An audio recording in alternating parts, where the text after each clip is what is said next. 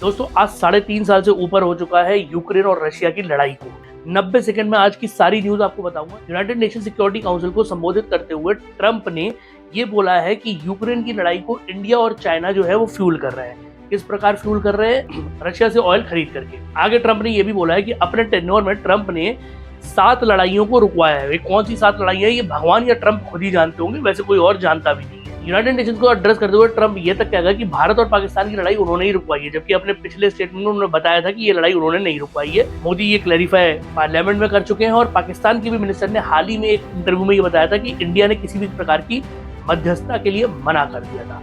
अब 1 मिनट का वक्त देते हैं और यूक्रेन की लड़ाई को समझते हैं। दोस्तों यूक्रेन की लड़ाई एक बहुत क्लासिक एग्जांपल है कि जब भी आप अपना लीडर चूज करें तो कभी भी ऐसे लीडर को चूज ना करें जो इररिस्पॉन्सिबल बिहेवियर रखता हो। यानी कि एक प्रेसिडेंट है जो कि कॉमेडियन था पहले, आज की डेट में उन्होंने पूरे देश का मजाक उड़ा करके रख दिया है। रशिया क्या चाहता था?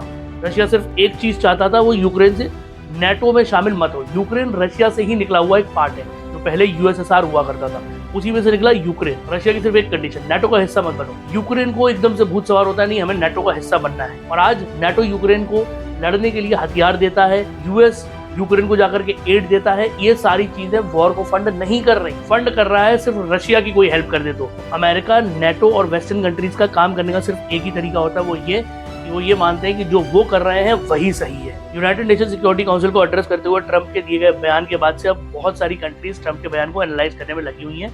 आगे देखते हैं इसमें क्या डेवलपमेंट होता है। बने रहिए हमारे साथ। आप देख रहे थे योर टर्न भारत, क्योंकि अब भारत की बारी है।